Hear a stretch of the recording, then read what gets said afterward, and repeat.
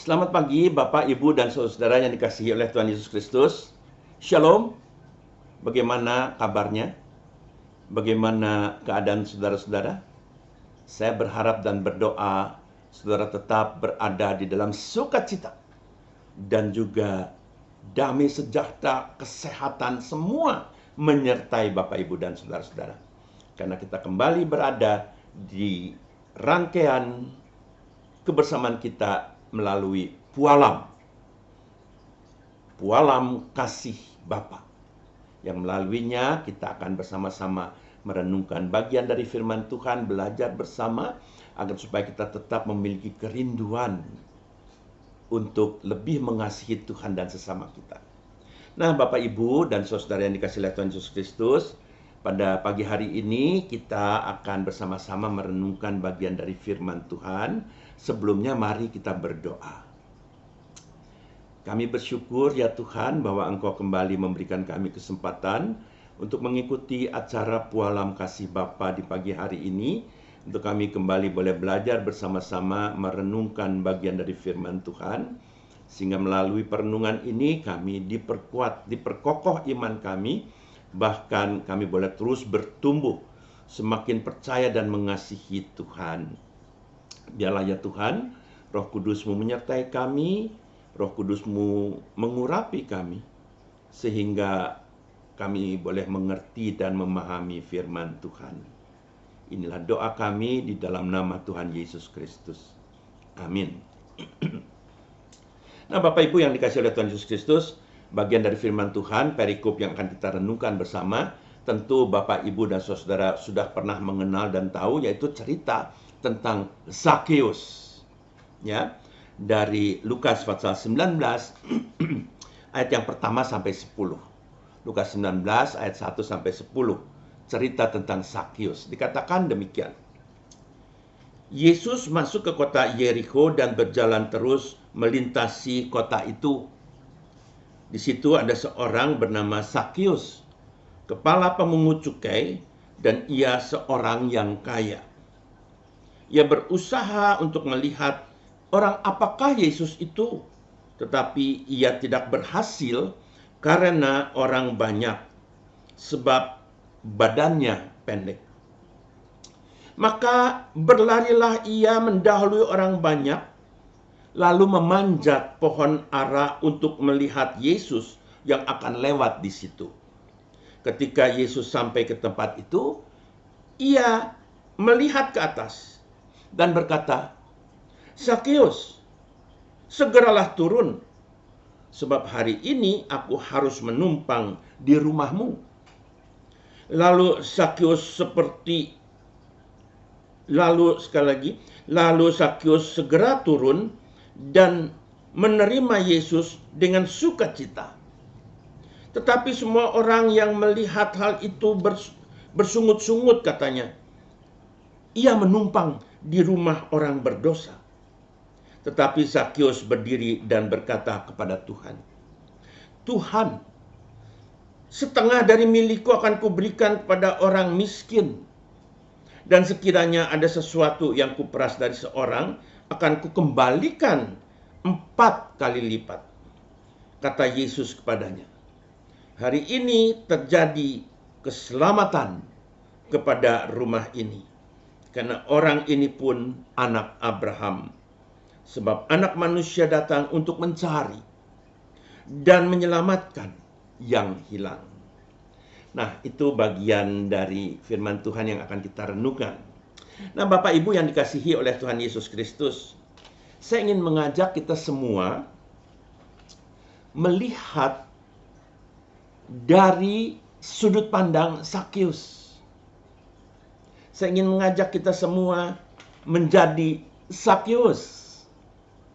Ya, jangan langsung pikir pendek atau apa, bukan. Tapi dari cara pandang Zakheus untuk boleh mengenal siapa Yesus. Bapak Ibu yang dikasihi oleh Tuhan Yesus Kristus, bagian dari firman Tuhan tentang Zakheus, kita melihat sesuatu yang cukup menarik. Mari kita melihat siapa sosok Zakheus. Siapakah saudara kalau saudara mau menempatkan diri sebagai Zakius? Dikatakan dia adalah kepala pemungut cukai. Bukan pemungut cukai biasa, tapi dia adalah kepalanya, bos. Lalu dikatakan lagi, dia seorang yang kaya. Sebagai kepala pemungut cukai, bosnya, maka dia punya jabatan yang cukup tinggi. Karena pekerjaannya, dia kaya. Namun sebagai bos, sebagai orang kaya, ada sesuatu yang membuat dia terus berpikir. Kenapa dia mau ketemu Yesus? Dalam bacaan kita dikatakan, ia berusaha untuk melihat orang apakah Yesus itu. Dia berusaha mau tahu siapa Yesus. Oh, tentu dia sudah mengenal siapa Yesus.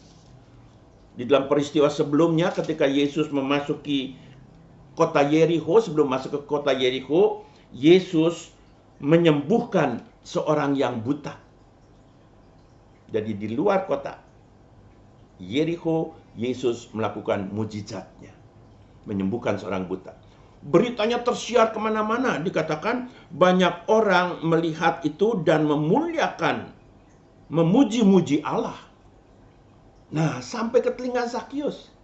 Dan ingat, dia adalah seorang pejabat, seorang kaya, punya kedudukan tinggi. Tapi dia toh mau tahu siapa Yesus. Kenapa ya? Saya terus memikirkan hal ini, saudara-saudara. Apa sih yang kurang di dalam diri Zakius? Dia pejabat tinggi, punya kedudukan, kaya. Tapi pasti ada sesuatu yang kurang. Sebagai pejabat tinggi, dia sangat disukai oleh pemerintah Romawi. Karena melalui pekerjaannya itulah keuangan masuk ke pemerintah Romawi. Pemerintah Romawi dapat mengumpulkan kekayaan melalui tangan-tangan pemungut cukai. Dan Zakius adalah bosnya. Dia sangat dihargai oleh pemerintah Romawi. Namun celakanya justru sebaliknya. Oleh orang-orang Yahudi, pemungut cukai dibenci, tidak disenangi, tidak disukai. Karena mereka menekan orang-orang Yahudi agar supaya membayar pajak. Nah, dengan kata lain sebetulnya kehidupan Zakius itu terasing, terpencil dari kelompok masyarakat Yahudi. Walaupun dia punya segala sesuatunya, punya kedudukan, punya kekayaan. Nah, ketika dia mendengar Yesus, dia mau tahu, ini Yesus terkenal sekali orangnya. Dia orang Yahudi. Apakah dia masih mau melihat saya, mau memandang saya, mau mengucilkan saya?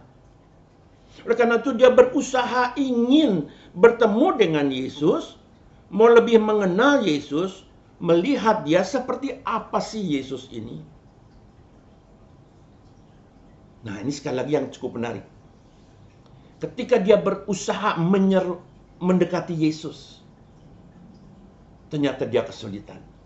Saya terus memikirkan dia kesulitan apa. Semua orang kan tahu dia pejabat, artinya orang punya kedudukan, orang kaya. Siapa yang tidak tahu Zakius? Tapi kenapa dia punya kesulitan? Walaupun Lukas di sini mengatakan bahwa dia mengalami kesulitan karena begitu banyak orang, dia tidak bisa menerabas, tidak bisa melihat karena badannya pendek. Bukan masalah pendeknya. Karena Zakius memang dikenalnya orang pendek ya, dari sekolah minggu kita diajarkan itu. Tapi yang saya ingin tekankan lagi, orang sekaliber Zakius mau berusaha melihat Yesus. Dan ternyata orang banyak lebih fokus ke Yesus. Artinya apa? Yesus mempunyai kelebihan. Yesus lebih dipandang dibandingkan dengan Zakius. Dia merasa lebih kecil lagi. Oh iya ya, oleh masyarakat Yahudi, dia sudah tidak bisa lagi mengharapkan apa-apa. Tapi hatinya, inilah, hatinya mempunyai kerinduan untuk boleh melihat seperti apa sih Yesus. Apa sama seperti diceritakan orang-orang, entah wajahnya kayak apa kali, ya punya wibawa seperti apa, dia mau tahu. Dan akhirnya dia mendahului rombongan yang lagi berjalan perlahan-lahan. Ia mencari sebuah tempat yang dia bisa enak melihat Yesus. Dulu masih kecil, kalau ada pertandingan sepak bola dan kita nggak boleh masuk, yang kita lakukan adalah kita berusaha naik tembok atau naik pohon. Waktu masih kecil tuh ya, naik pohon lalu kita mudah melihat pertandingan itu. Nah, Zakheus seperti itu. Di samping jalan yang akan dilewati oleh Yesus ada sebuah pohon ara. Di situ dia naik dan dia duduk nangkring di atasnya. Dari sini pemandangan bagus. Dari sini saya bisa melihat Yesus. Dan apa yang terjadi, Bapak, Ibu, dan Saudara? Yesus ketika melewat pohon ara itu, tiba-tiba Yesus melihat ke atas, melihat ke Zakheus. Wow, luar biasa. Bagaimana rasanya Zakheus ketika dia ditatap oleh orang ini loh, orang yang punya nama begitu luar biasa, orang yang sudah tersohor namanya. Orang ini tiba-tiba melihat Zakheus. Bukan hanya melihat saja. Yesus bahkan berkata, Zakheus, segeralah turun sebab hari ini aku harus menumpang di rumahmu. Ini yang membuat Zakheus merasakan bagaimana Yesus ini, orang Yahudi ini, orang yang dikenal tersohor ini, tidak melupakan dia. Bahkan dia mau datang ke rumahnya. Coba orang Yahudi yang lain benci sama Zakheus, nggak mungkin mau mampir ke rumahnya. Tapi orang yang tersohor ini, Yesus mau mampir. Apa yang menyebabkan hal ini? Kasih Yesus. Kasih Yesus kepada kerinduan orang yang benar-benar mau mencari Yesus, mau mengenal Yesus. Ya, Zakheus mau mencari dan mengenal Yesus. Siapa sih Yesus? Walaupun dia punya background yang cukup dahsyat. Dan Yesus mau datang. Yesus mau menyapa Zakheus. Seorang pejabat didorong untuk melihat orang yang tersohor, orang yang terkenal, apakah dia masuk di dalam hitungan orang yang terkenal, orang yang tersohor ini. Ada kekuatan pendorong dalam diri Zakheus yang jauh lebih dalam dari hanya sekedar rindu mau melihat atau pengharapan agar mau disapa. Oh enggak. Tapi justru dari pihak Yesuslah mulai ada aktivitas menyapa Zakheus. Bapak Ibu yang dikasihi oleh Tuhan Yesus Kristus, kasih yang ditunjukkan oleh Yesus ketika dia mengatakan, hari ini aku harus menumpang di rumahmu, dia memberikan respons, menjawab kasih itu. Dengan cepat-cepat dia turun dari pohon dan berjalan. Kemudian saya dapat bayangkan dia berjalan dengan bangga di depannya bersama-sama dengan Yesus untuk memasuki rumahnya. Sekarang Yesus ada di dalam rumahnya dan orang-orang banyak mulai meledek, mengata-ngatakan dia, itu kan orang berdosa. Kok orang yang terkenal, orang yang tersohor yaitu Yesus mau ke sana? Apa yang dikatakan oleh Yesus? Bahwa Yesus melihat hati orang yang rindu untuk bertemu dengannya. Respons Zakheus menyadari akan kesalahannya, menyadari akan dosa-dosanya.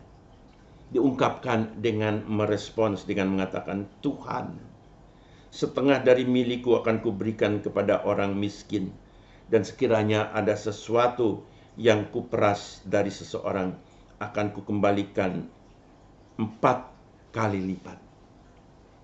Ada tindakan konkret yang dilakukan melalui pertobatan Zakius. Sehingga akhirnya Yesus mengatakan, hari ini telah terjadi keselamatan kepada seluruh rumah ini, karena orang ini pun anak Abraham. Lalu kemudian Yesus sekali lagi menekankan bahwa dia datang untuk mencari dan menyelamatkan yang hilang, seperti Zakius. Bapak, Ibu, dan saudara yang dikasihi oleh Tuhan Yesus Kristus, kita pun dikasihi oleh Tuhan. Jangan sampai segala sesuatu yang kita miliki, karier atau apapun, membuat kita melupakan Yesus. Yesus sudah membuka dirinya, mau menyambut kita.